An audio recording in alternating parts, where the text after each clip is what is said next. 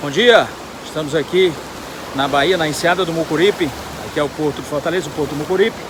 E a gente vai falar hoje de uma história bem legal e pouco conhecida aqui entre os brasileiros, do navegador espanhol Vicente Yáñez Pinzón, o homem que descobriu o Brasil e descobriu aqui em Fortaleza. Vamos lá!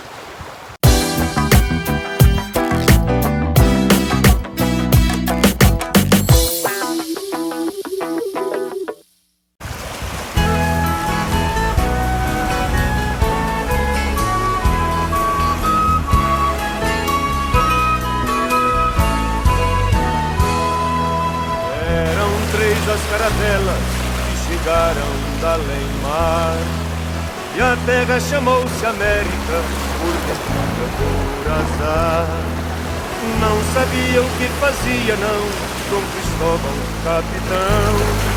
Trazia em vão Cristo no nome, e em nome dele o canhão. Pois vindo a mando do Senhor e de outros reis que juntos... Bom dia! E para falar um pouco mais sobre o Vicente Yáñez Pinzón e essa região aqui do Mucuripe, a gente vai mostrar algumas fotos de um belíssimo painel feito por um artista cearense, o Strigas, que mostra essa chegada justamente do Vicente Yáñez Pinzón aqui em Fortaleza. Então foi um painel feito de pastilhas, a gente vai ver algumas fotos. Vou tentar levar o drone lá também, se não chover, tá com um tempo bem escuro ali. Então foi feito com pastilhas de vidro. E esse painel foi inaugurado em outubro de 2004, ele já tinha 85 anos de idade quando inaugurou esse mural. E essa obra, esse painel do Strigas, é a visão própria dele sobre a chegada do navegador espanhol Vicente Yáñez Pinzón aqui nessa região, na ponta do Mucuripe, aqui em Fortaleza, aqui no Ceará. Então o Pinzón, esse navegador espanhol, ele é muito pouco estudado e até muito pouco conhecido aqui no Brasil. Ele nasceu em 1461 na cidade de Palos de la Frontera, que é próxima à cidade de Sevilha, no sul da Espanha, e que já fica na costa do Atlântico, passando do Estreito do Gibraltar. A Espanha tem a costa mediterrânea e uma parte da costa do Atlântico, né? Então coube a ele, o Vicente, e ao irmão dele, o Martim Alonso Pinzón, inclusive nessa cidade tem a casa ainda do Martim Pinzón ainda preservada, viabilizar os planos de Cristóvão Colombo, que foram expostos para a rainha de Castela, Rainha Isabel de Castela e o rei Fernando de Aragão, e eles permitiram e pediram para Martim Alonso e para Vicente Pinzón para ajudarem Colombo nessa empreitada. Então, em 1492, a esquadra formada por essas três caravelas, que tinham o comando geral do navegante genovês, o Colombo, eles saíram de Palos de la Frontera. Santa Maria, que era o maior navio, era comandada por Colombo, Pinta era comandada por Martim Alonso e o Vicente Yáñez comandava a Nina. Então era Santa Maria, Pinta e a Nina. Pois bem, esses três navegadores e as suas tripulações, eles rumaram a oeste, partiram no dia 3 de agosto de 1492, lá da cidade de Palos da Fronteira, e chegaram no dia 12 de outubro às primeiras ilhas do Caribe. Hoje a gente chama de República Dominicana, descobrindo, entre aspas, eu já falei que eu não gosto desse termo aqui, aquilo que viria a ser conhecido como América.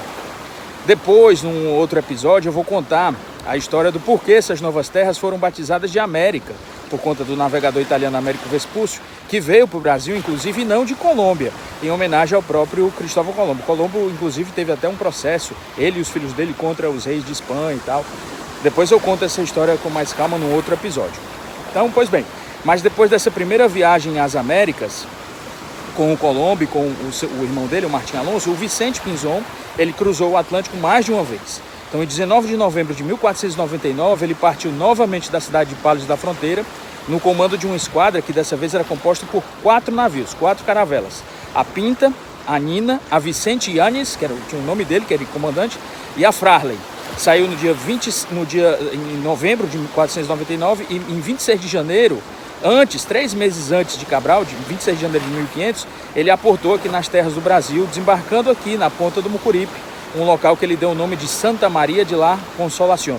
Justamente aqui, nessa região muito próxima daqui, havia alguns índios aqui, alguns índios pacíficos, não houve confrontos, e daqui o Pinzón ele partiu para noroeste, até por conta das correntes marítimas e dos ventos, e cerca de 100 quilômetros daqui da sua primeira parada, aqui no Porto do Mucuripe, na ponta do Mucuripe, ele enfrentou uns índios bem mais violentos, mais arredios, os índios Tremembés, num lugar que foi identificado por ele como Rio Formoso, que era um local muito provavelmente que corresponde hoje à foz do rio Puru. Então, ainda navegando sobre o sabor das correntes e dos ventos, ele fez a primeira parada para a aguada, que chama de reabastecimento, pegar água doce e alguns mantimentos, algumas frutas, algumas caças, numa praia que ele chamou de Rostro Hermoso, que é hoje conhecida como a praia de Jericoacoara, ainda aqui no Ceará. Então ele continuou navegando na direção noroeste, passou pelo delta do rio Parnaíba, chegou até a foz do rio Amazonas. Ele ficou impressionado com o achado, com a largura. Eram mais de 90 quilômetros de boca de rio e de água doce. Então ele chamou aquilo ali de Santa Maria del Mar Dulce, porque havia muita água doce. Ele pôde até reabastecer suas caravelas, seus navios de água doce, e que estava vencendo essa água doce a própria água salgada do mar. Então Pinzon seguiu margeando a costa. Ele entrou no rio Amazonas, mas teve um confronto também com os índios lá. Então ele seguiu margeando a costa até a foz do rio Orinoco e alcançou o Caribe. E lá no Caribe, por conta de tempestades, furacões, essas coisas, ele perdeu 2 caravelas nessa viagem. Então esse roteiro dele foi muito bem mapeado, muito bem documentado pelo próprio navegador, pelo próprio Vicente Pinzon, e foi republicado num livro aqui brasileiro, um livro escrito em português, chamado Vicente Pinzon e a Descoberta do Brasil, de autoria do brilhante historiador e jornalista Rodolfo Spínola. Esse livro ele derruba muitos mitos e muitos preconceitos sobre o descobrimento do Brasil, descobrimento entre aspas, né? O estudo do professor Spínola, ele projetou, na verdade, novas luzes nesse episódio desconhecido da chegada primeira dos espanhóis aqui no Brasil. Então, isso levou o artista Estrigas à elaboração desse painel que exibe a visão pessoal dele, do artista, dessa viagem quase épica do Vicente Yanes Pinzon. Até então, poucos historiadores brasileiros abordavam o assunto e relatavam que Pinzon tinha chegado primeiramente, na verdade, na costa de Pernambuco, no Cabo de Santo Agostinho. E essa confusão se faz por conta dos próprios relatos de Pinzon. Pinzon ele foi uma das testemunhas do processo de Cristóvão Colombo justamente contra a coroa espanhola. Então isso em 1512, 1513, o Pinzon ele testemunhou, né? E disse, não, eu cheguei ali, foi no cabo que hoje chamam de Santo Agostinho. Mas na verdade, depois eu vou contar também esse outro episódio, num outro episódio, sobre esse processo do Cristóvão Colombo que estava contra a coroa espanhola por conta dos ganhos das terras que foram descobertas aqui na América. Então, as cartas náuticas e os diários que foram revisitados do Pinzon mostram que, na verdade, o primeiro ponto de desembarque aqui no Brasil foi mesmo aqui a Ponta do Mucuripe, aqui no estado, aqui em Fortaleza, aqui no Ceará. Então, essas viagens do navegador espanhol pelas costas brasileiras, elas se mantiveram quase que num sigilo, sabe? Assim, havia preconceito, havia sigilo e tal, porque não queriam criar um incidente diplomático, né, entre Espanha e Portugal, já que havia o Tratado de Tordesilhas de 1494, que tinha dividido o mundo, né, entre portugueses e espanhóis. Existe até aquela célebre frase do rei Francisco I da França, que diz que eu queria ver o testamento de Adão para ver onde é que ele tinha dividido o mundo entre portugueses e espanhóis, né? E também porque o próprio fato de Cabral ter descoberto o Brasil era um fato muito nebuloso também. O Cabral ele foi meio que apagado da história portuguesa por conta de desavenças com os reis de Portugal, e só foi redescoberto depois da independência do Brasil, no período de Dom Pedro II, quando o próprio imperador, Dom Pedro II, ele quis resgatar esse espírito nacionalista, esse espírito de nação, de história de nação, e que acabou descobrindo as cartas de Pero Vaz de Caminha e acabou descobrindo, junto com a sua irmã, Dona Maria II, que era a rainha de Portugal, irmã de Dom Pedro II, encontraram o túmulo de Cabral, encontraram todos os documentos que foram da viagem de Cabral, essa primeira viagem portuguesa aqui às terras brasileiras. Então, essa nova referência do Estrigas aqui, a chegada do Pinzon, é reconhecida agora por alguns historiadores, mas desconhecida por muitos brasileiros, inclusive por muitos cearenses e muitos fortalezenses. Mas esse mural, feito por esse artista de mais de 80 anos na época, ele projeta esse fato histórico que está também relatado em alguns livros para a nossa realidade e para a nossa prática, que a gente vê realmente esse mural, né? Então agora esse fato não pode ser mais escondido, ou não pode ser mais negado pelos nossos próprios livros de história. O desembarque dos espanhóis, do Vicente Yanes Pinzon, meses antes que Cabral chegasse lá na Bahia, aconteceu aqui na Ponta do Mucuripe, aqui em Fortaleza, aqui no nosso Ceará. E nada melhor do que um artista cearense para retratar essa chegada, fazer esse mural, e isso cobre a Estrigas. Aliás, Estrigas é o pseudônimo que foi empregado pelo dentista Nilo de Brito Firmeza, que é um dos artistas mais conceituados, foi um dos artistas mais conceituados aqui do Ceará, e ele transformou inclusive a sua casa, que fica lá no bairro do Mundumbim, aqui em Fortaleza, num verdadeiro museu a céu aberto para visitação pública, e funciona desde 1969.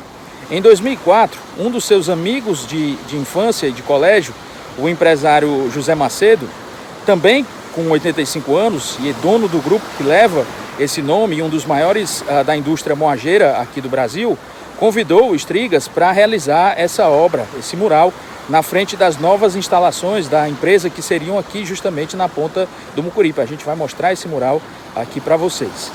Estrigas aproveitou essa oportunidade então para situar esse local, fazendo menção à sua importância histórica de ponto primaz de desembarque da esquadra de Vicente e Ana Espinzon, esse navegador espanhol, aqui no Brasil, aqui no Hemisfério Sul, em 26 de janeiro de 1500, meses antes de Pedro Álvares Cabral, que chegou em abril de 1500, né, lá na Bahia.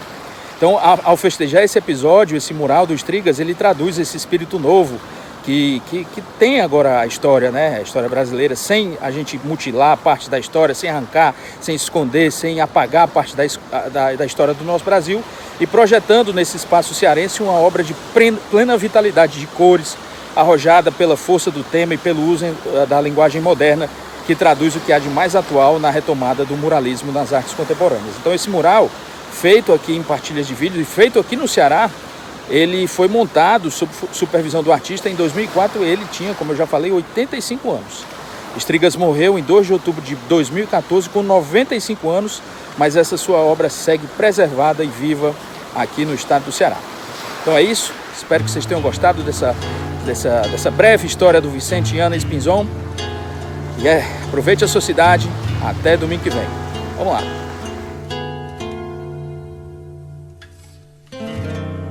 As velas do Mucuripe vão sair para pescar. Vou mandar as minhas mágoas das águas fundas do mar. Hoje à noite namorar, sem ter medo da saudade, sem vontade de casar. As velas do Mucuripe vão sair para pescar. Vou mandar as minhas mágoas das águas fundas do mar. Hoje à noite namorar, sem ter medo da saudade, sem vontade de casar. Calça nova de riscado, paletó de linho branco que até o meio